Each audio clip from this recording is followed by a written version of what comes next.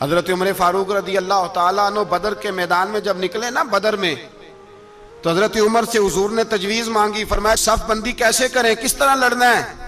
جناب عمر فاروق رضی اللہ تعالیٰ عنہ کہنے لگے حضور یہ جتنے آئے ہیں نا کافر لڑنے، یہ کسی کا کوئی چاچا لگتا ہے، کسی کا کوئی ماموں لگتا ہے، کسی کا بھائی ہے، کسی کا بیٹا ہے، تو محبوبہ صف بندی کی کیا ضرورت ہے؟ جو میرے رشتہ دار ہیں میرے حوالے کریں، میں گردنیں کاٹ کے آپ کو دیتا ہوں، جو ابو بکر کے رشتہ دار ہیں وہ ابو بکر کے حوالے کریں، وہ گردن کاٹ کے دے، جو علی کا کچھ لگتا ہے وہ علی کے حوالے کریں۔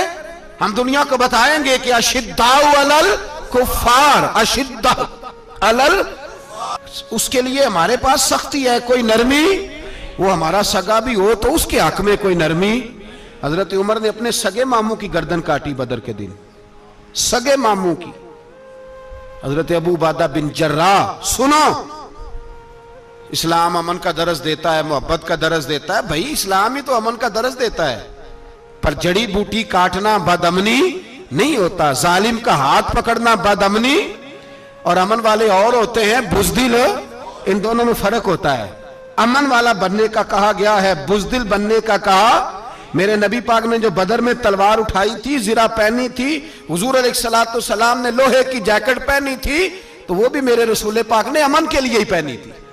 میرے نبی پاک صلی اللہ علیہ وسلم نے احد کے دن جو ہتھیار اٹھائے تھے تو وہ بھی امن کے لیے اٹھائے تھے، وہ بھی امن کے لیے حضور نے ہتھیار اٹھایا تھا۔ ہتھیار اٹھانا بدامنی کی علامت نہیں ہوتا میرے بھائی، یاد رکھیں۔ حضرت ابو عبیدہ بن جراح نے میدان بدر کے اندر جب جنگ کا طبل بجا، حالات بگڑے، جناب ابو عبیدہ بن جراح کہتے ہیں تاریخ نے ایک عجیب موڑ پہ مجھے لا کے کھڑا کیا۔ آپ فرماتے ہیں میرے لیے اللہ نے جو آزمائش رکھی وہ سب سے بڑی رکھی۔ فرمانے لگے جب میں میدان میں نکلا تو کافروں نے میرے سامنے جس کو لا کے کھڑا کیا وہ میرا سگا باپ تھا۔ اب فرماتے ہیں اب مشکل بن گئی، عشق تے اگ دوویں ایک برابر، تے عشق دا سیک ودھیرا، اگ تے ساڑے ککھ تے کانے، تے عشق ساڑے تن میرا، تے اگ دا دارو می تے پانی، کوئی دسے ہیں عشق دا دارو کیڑا، بلے شاہ تھے کچھ بھی نہیں بچدا جتھے عشق ہوران دا ڈیرا۔ فرمانے لگے اب میرے لیے سامنے باپ، ادھر بیٹا۔ آپ فرماتے ہیں دو رستے تھے، باپ بچاؤں یا رسول اللہ کا دین بچاؤں۔ ایک منٹ تھا فیصلہ کرنے کے لیے کہ ابا بچے گا یا دین بچے گا، کفر بچے گا یا اسلام بچے گا۔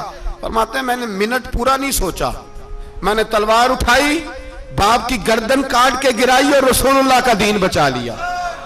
باپ کی گردن کٹ کے گری اور نبی پاک کا دین بچ گیا، بچا لیا رسول اللہ کا دین۔ حضرت عمر نے ماموں کو مارا۔ حضرت مصعب ابن عمیر کہتے ہیں تاریخ مجھے بھی لا کے کھڑا کرتی ہے بدر کے میدان میں، تو کفر کا لبادہ اوڑھ کے جب سامنے آیا تو وہ میرا سگا بھائی تھا، سگا بھائی۔ ہزاروں قومیں وجود میں آئیں دہر میں خشک و تر کے رشتے سے، پر ہم نے بنیاد دوستی رکھی یاد خیر البشر کے رشتے سے۔ سگا بھائی کفر کا نمائندہ بن کے سامنے کھڑا ہوا۔ مجھے اکٹھے کھیلنا بھی یاد تھا، مجھے ایک برتن میں روٹی کھانا بھی یاد تھا، ایک ماں سے لوریاں سننا بھی یاد تھا۔ فرماتے ہیں یہ سارا کچھ یاد تھا، پر اسلام کے حق میں دیا ہوا خطبہ جو محمد عربی نے دیا تھا وہ بھی مجھے یاد تھا، مجھے رسول اللہ کی بتائی ہوئی باتیں بھی۔ فرماتے ہیں میں سارا کچھ بھول گیا، پر مجھے اپنے رسول کا پڑھایا ہوا سبق نہیں بولا، وہ مجھے یاد رہا۔ میں نے پھر سگے بھائی کی گردن کاٹی اور میں نے وہ گردن کاٹ کے حضور کے پاس پیش کی، اور میں نے دنیا کو بتایا کہ ہمارے لیے اصل وہ ہے جو ہمارے رسول ہمیں حکم ارشاد فرماتے ہیں۔ یہ رشتے ہمارے لیے اصل ہمارے جی اچھے تعلقات ہیں۔ کون سے اچھے تعلقات؟ کون سے اچھے تعلقات؟ میرا ایک دوست مجھے کہنے لگا امریکہ تو پیار ہی بڑا کرتا ہے ہم سے۔ میں نے کہا بالکل، کسائی بھی بڑا پیار کرتا ہے بکرے سے، بڑا پیار ہوتا ہے۔ آپ جو قربانی کے بکرے لائے تھے آپ کو پیار نہیں تھا؟ ذبح کرنے سے پہلے اس کو پانی بھی پلایا، چارہ بھی کھلایا، غسل بھی کرایا، پر آخر میں کیا کیا؟ بولے نا جی، یہ والا پیار کرتا ہے امریکہ آپ سے، دیتا ہے کبھی کبھی پیسے، کوئی شک نہیں اس میں۔ وہ کہتا ہے وہاں زلزلہ آیا ہے تو اتنے لاکھ ڈالر دیتا ہوں، فلاں آیا، لیکن وہ والا پیار جو کسائی بکرے سے کرتا ہے, کہتا ہے جب موقع آئے گا تو میں چھری بھی پھیروں گا.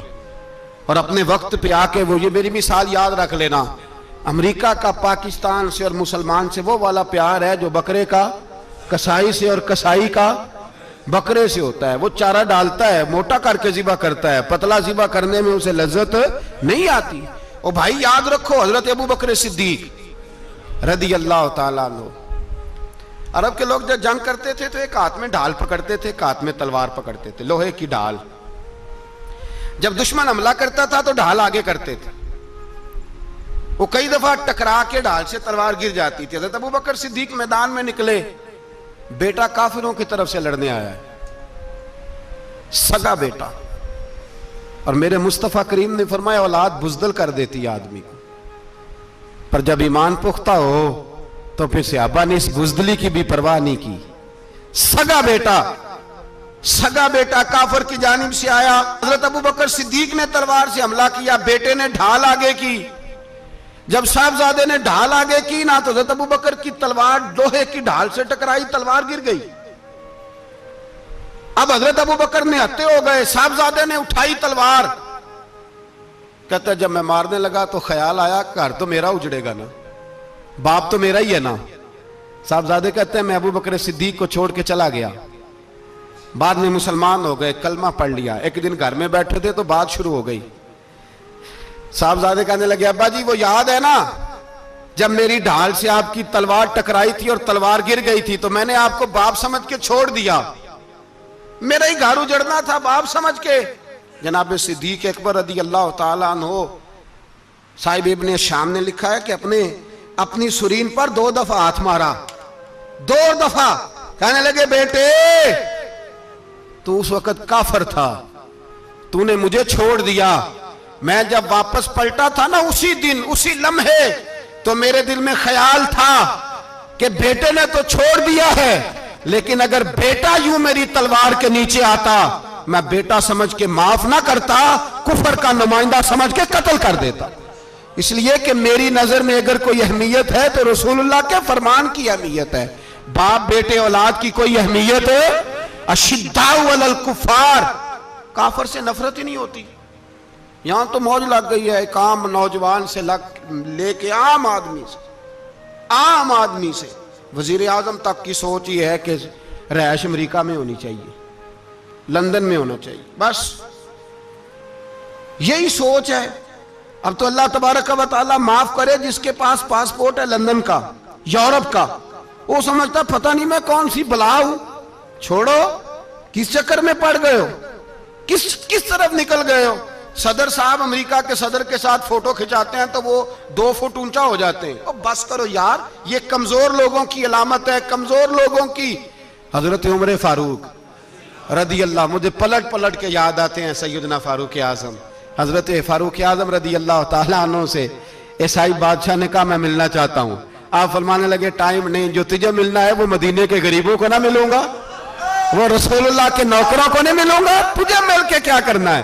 میں انہیں ملوں گا جن کے لبوں پہ رسول اللہ کا درود جاری ہے, جو مصطفیٰ سے پیار کرتے ہیں. مجھے تجھ سے ملنے کی کوئی ضرورت ہے.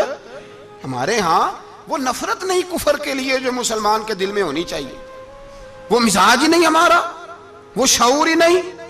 ہم جب بھی اتحاد کرتے ہیں کافر سے اتحاد کر کے اپنے ہی بھائی کو مارنے لگتے ہیں. وہ جی لڑائی ہو رہی تھی, بھائی کا بھائی سے اختلاف نہیں ہوتا گھر کے اندر, پھر وہ دشمنوں کو بلا کے لاتا ہے کہ میرے بھائی کو مارو. ایسا ہوا ہے کبھی؟ اگر آپس میں اسلامی ممالک کا اختلاف ہے بھی تو کافر کو لاؤ گے مارنے کے لیے, کافر کو لاؤ گے. اور یہاں ایک آدمی قید ہوا تھا امریکہ کا, پوری دنیا کو مصیبت پڑ گئی تھی. سمجھ آ رہی ہے؟ نام لینے کی ضرورت تو نہیں, بات کی سمجھ آ رہی ہے آپ حضرات؟ ایک آدمی قید ہوا تھا اور انسانی حقوق کی تنظیمیں اور ہمارے اپنے اندر سے بڑے بڑے, میں روشن خیال نہیں, میں روغن خیال کہتا ہوں ان لوگوں کو, بڑے بڑے روغن خیال اٹھ کے کھڑے ہو گئے, جی انسانی حقوق کی بات کرو, جی ایسے ہو گیا, جی ویسے ہو گیا. لے گئے بندہ چھڑا کے. یہاں روز خون کی ندیاں بہتی ہیں. اقوام متحدہ جس سے مسلمان بھیک مانگتے پھرتے ہیں کہ مسلمانوں پہ مظالم بند کراؤ, اقوام متحدہ نے کہہ دیا کہ دنیا کی مظلوم ترین اقلیت کا نام برما کے مسلمان ہے. اقوام متحدہ نے رپورٹ دے دی پھر مر نہیں گئے سارے اسلامی حکمران؟ شرم اور غیرت کے ساتھ کسی گڑھے میں دفن نہیں ہو گئے؟ تمہیں للکار کے انہوں نے کہا کہ یہ سب سے مظلوم ہیں، ان کا کچھ کرو۔ چند دن پہلے یہاں ننکانہ صاحب بے احسانیوں نے جلوس نکال کے کہا مسلمانوں شرم کرو، ان کی مدد کرو۔ پوپ بول پڑا، پوپ احسانیوں کہا کہ مسلمانوں کہاں ہو، کدھر ہو تم، ان کی مدد کرو، نکلو ظلم ہو رہا ہے۔ پوری دنیا چیخی۔ آپ کے ملک میں آ کے امریکہ ڈرون حملے کر جائے تو آپ کی وزارت داخلہ کو بعد میں ہوش آتا ہو ہمیں تو پتہ نہیں چلا، ہم تو سوئے ہوئے تھے، وہ حملہ کر گیا۔ اور عالمی قوانین کی مخالفت کر کے برما کی حکومت کہتی ہے کسی صحافی کو بھی ہم اندر نہیں جانے دیں گے، ہمارا ذاتی معاملہ ہے۔ ایسے بے شرم لوگوں کو اپنا نمائندہ بناتے ہو، جنہیں ہوش تک نہیں اس بات کی۔ ہم نے کلمہ پڑھا ہوا ہے نبی پاک صلی اللہ علیہ وسلم کا۔